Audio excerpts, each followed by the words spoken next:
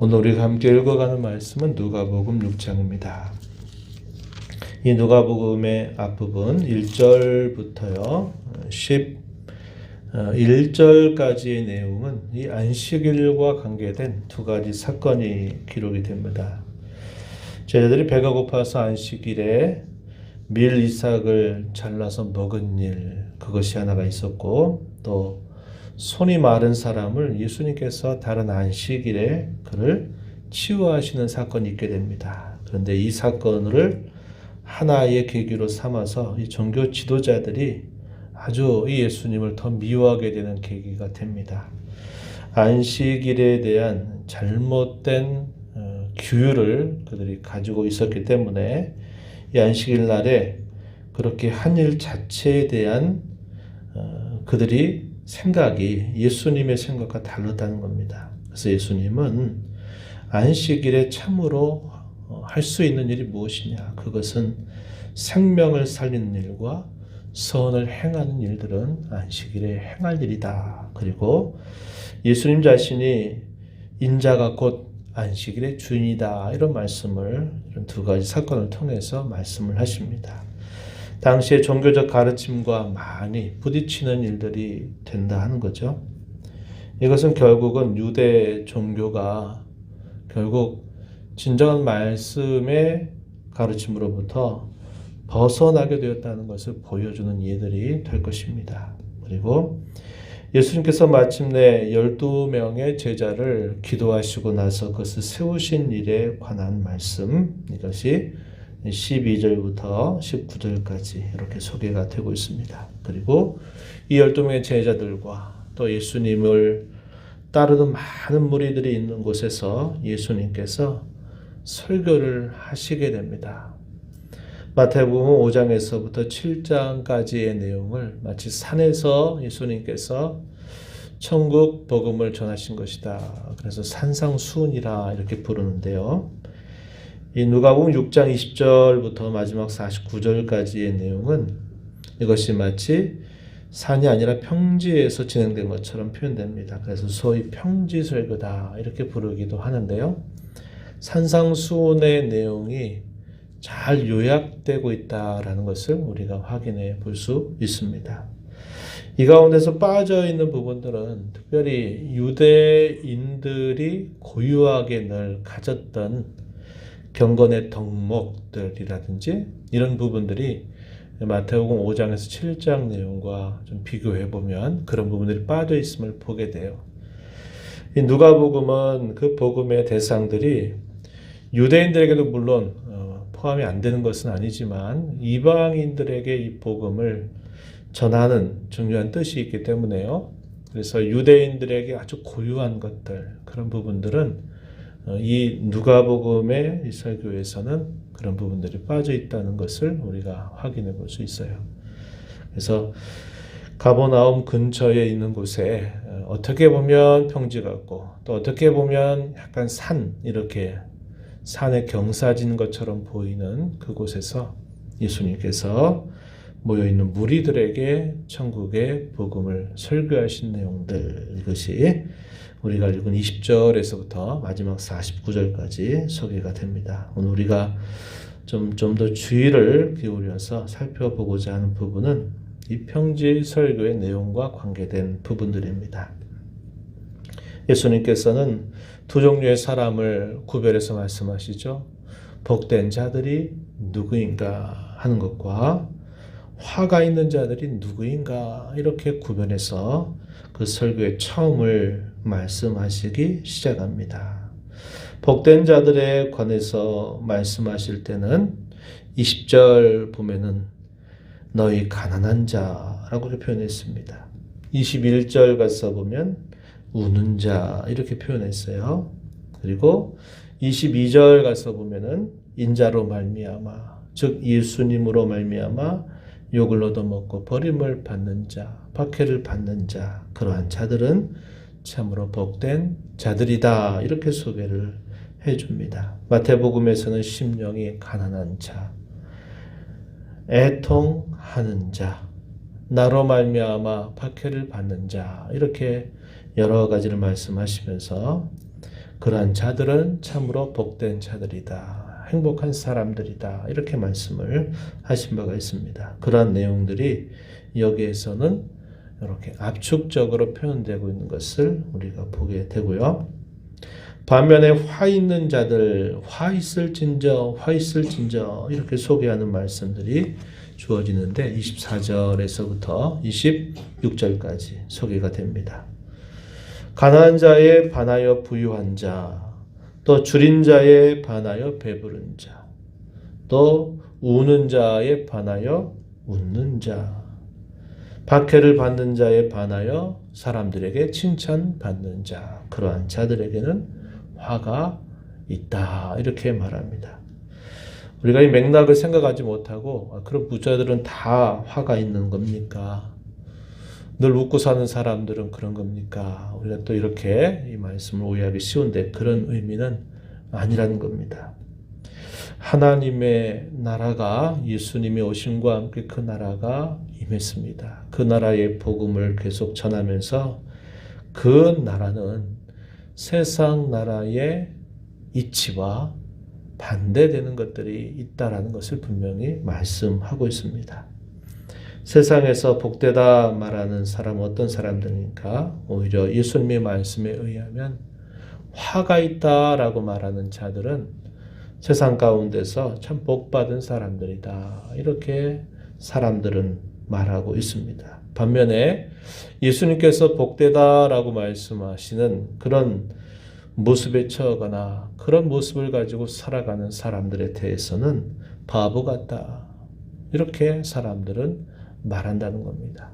예수님은 하나님의 나라의 백성된 자들은 이 세상의 여러 사람들의 생각과 가치와 판단에 반하여 오히려 역설적이다라는 사실을 이야기해 줍니다. 겉으로 볼 때는 아닌 것 같은데 막상 결과적으로 보게 되면 그것이 진리로구나 이렇게 말할 때 이것을 우리가 역설적이다 이렇게 표현을 해줍니다. 그래서 하나님의 나라는 이 세상의 가치나 이 세상의 판단이나 이 세상의 사람들의 모습과는 매우 역설적인 그런 가르침을 담고 있다. 이것을 분명하게 보여주는 것이 이 예수님의 설교의 아주 핵심적인 내용이 된다 하는 겁니다. 27절로부터 36절 내용에 보면은 역시 마태복음에 표현되고 있는 산상수훈과 매우 비슷한데 여기도 역시 압축적으로 기록이 됩니다. 원수들에 대하여서는 원수를 사랑해라. 그들을 향하여 선대하는 마음을 가져라. 그들을 도리어 축복하고 그들을 위해서 기도하라 하시는 말씀을 예수님께서 주십니다. 사람들에 관하여는 사람들에게 무엇을 바라고 하지 말고 도리어 그들에게 구워줘라. 이러한 사람이 복이 되는 사람들이다. 하늘 아버지께서 자비로우신 것처럼 너희들도 자비로운 자가 되도록 해라. 이렇게 말씀을 하시면서 역시 이것도 이 세상의 논리와 생각과 다른 그런 가치를 예수님께서는 자기 백성들에게 말씀하고 계신 것입니다. 37절로부터 45절 내용에 보면은 마태복음 7장에 있는 내용들과 비슷하게 그 말씀이 전개가 됩니다. 비판하지 말아라 이런 말씀하시죠. 그리고 정죄하지 말아라 이렇게 말합니다. 이런 말씀들은 자기를 기준으로 해서 다른 사람들을 헐뜯고 비방하고 하는 이런 태도를 표현하는 겁니다. 무엇이 옳고 그른가 한 것들을 따지지 말아라 이런 의미하고는 다른 의미다 이 말이에요. 자기를 기준 삼아서 그저 자기는 의롭고 다른 사람은 잘못됐다 이렇게 말하는 태도에 대해서 항상 조심할 것을 말하고 용서하는 마음 또 나눠주려고 하는 마음 그런 마음을 가지고 살 것을 말씀합니다. 38절 말씀 우리가 암송구절로 또 많이 읽는 말씀이기도 하죠. 주라 그리하면 너희에게 줄 것이니 곧 후이되어 누르고 흔들어 넘치도록 하여 너희에게 안겨 주리라. 너희가 헤아리는 그 헤아림으로 너희도 헤아림을 도로 받을 것이다. 이렇게 말씀합니다. 그리고 티와 들보에 관한 말씀. 자기에게는 들보가 있는데 다른 사람에게 있는 티를 빼려고 하는 자세에 있어서는 항상 조심해라. 자기 자신을 먼저 성찰하고 살피는 자세를 항상 먼저 가질 것을 예수님께서 말씀하시죠. 마음에 있는 것들이 항상 입으로 나온다라고 하는 말씀을 하시면서 선한 사람은 선한 일들을 행하게 되고 악한 사람들은 악한 일을 결국 행하게 된다. 이런 말씀을 예수님께서 하십니다. 45절 한번 보시면 선한 사람 마음에 쌓은 선에서 선을 내고 악한 자는 그 쌓은 악에서 악을 내나니 이는 마음에 가득한 것을 입으로 말함이니라. 마음에 가득한 것 그것을 입으로 말한다. 주일날에도 그런 말씀을 드렸죠. 우리 사람의 마음은 영혼의 거울과도 같고 사람이 말하고 행하는 것은 마치 그 마음을 보여주는 거울과도 같습니다. 마음의 속에 있는 것들이 입술로 나오고 표정으로 나오고 행실로 나오게 됩니다. 그런 말씀을 나누면서 우리가 우리 자신들을 잘 점검할 것을 함께 나눈 바가 있어요. 여기서도 그런 말씀을 예수님이 하신 것입니다. 결론적으로 어떤 말씀을 하시나요? 반석 위에 지은 집이라는 말씀을 하십니다. 말로만 주여 주여 하지 말고 주께서 하신 말씀을 행하는 자가 되라. 말씀을 듣고 순종하는 자는 마치 집을 짓되 깊이 파고 주초를 반석에 놓은 사람과 같아서 큰 물이 오고 탕류가 그 집에 부딪혀도 흔들림이 없게 되지만 하나님의 말씀을 듣고 행하지 않는 자, 입술로 주여 주여 하면서도 주님이 말씀하시는 것을 순종하지 않는 자들은 마치 주처 없이 흙 위에 집 지은 사람과 같아서 탕류가 부딪히게 될 때 결국 무너져 파괴됨이 심하게 된다. 이렇게 말씀하면서 열매로 그 나무를 알게 되듯이 주의 말씀을 잘 듣고 순종하는 자가 돼서 선한 열매를 맺어야 된다라는 사실을 예수님께서 말씀하고 계십니다. 저와 여러분은 죄로 타락으로 얼룩져진 이 세상 가운데서 살던 사람들이었습니다. 예수님의 대속으로 구원받아서 하나님 나라의 백성이 된 자들입니다. 하나님 나라의 가치, 하나님 나라의 판단, 하나님 나라의 이치 이런 것들을 우리가 늘 배우고 듣고 점검하는 자세를 가져 살아가는 것, 그것이 우리가 이 땅에 살면서 하나님 백성으로 맺어야 할 열매가 됩니다. 신앙의 열매가 됩니다. 그래서 우리는 일생의 가치 가운데 날 살아가면서 늘 우리 자신이 누구인가 길을 잃어버려서는 안 되고 나는 이 땅에 살긴 하지만 나는 하나님 나라에 속한 자로 나는 오늘도 내일도 살아가는 사람이다 라는 자기 정체성을 언제나 생각할 수 있어야 합니다. 우리 주님께서 말씀하시는 복된 삶의 목표는 결국 어디에 있을까요?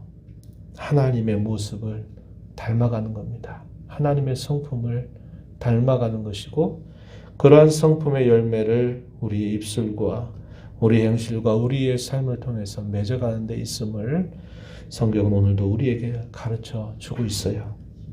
우리가 이러한 하나님의 은혜를 받은 자임을 기억하고 한 해를 돌아보면서 내가 주님의 마음에 합한 자로 주님의 성품을 닮아가는 자로 살고 있는가를 되돌아보고 돌이키고 또 마음을 새롭게 하는 저와 여러분이 되어서 하나님 나라의 참으로 복된 자로 살아가는 우리 모두가 되기를 진심으로 바랍니다. 하나님 아버지, 이 새벽 시간에도 저희들을 깨워주셔서 생명 주시고 호흡 주신 하나님 앞에 또다시 불러주심을 감사드립니다.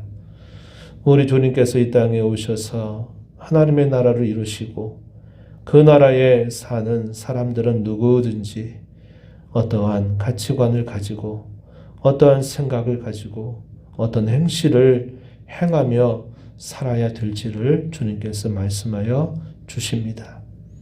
이 세상 가운데 익숙하게 살고 이 세상 가운데 복되다, 잘된다, 저 사람은 참 행복하겠다라고 말하는 그런 가치와 이치를 가지고 여전히 하나님 나라를 살아가는 저희들의 모습이 되지 않도록 하나님께서 말씀으로 일깨워 주시고 주의 성령으로 저희들을 깨우쳐 주셔서 하나님의 말씀에 따라서 비록 우리가 이 세상에 살지만 하나님 나라에 살고 있는 자, 하나님 나라에 속한 자로 그 나라가 온전히 이루어지게 될 약속의 그날을 바라보면서 하나님께서 참으로 복되다 말씀하신 그 삶을 따라 힘써 살아가는 저희가 되게 하시고 저희들의 마음을 늘 주의 말씀으로 성령으로 빚어주시고 저희들의 생각을 주장하시고 저희들의 행실을 늘 인도해 주셔서 하나님의 성품을 닮아가는 자로 살아가는 저희가 되게 하여 주옵소서.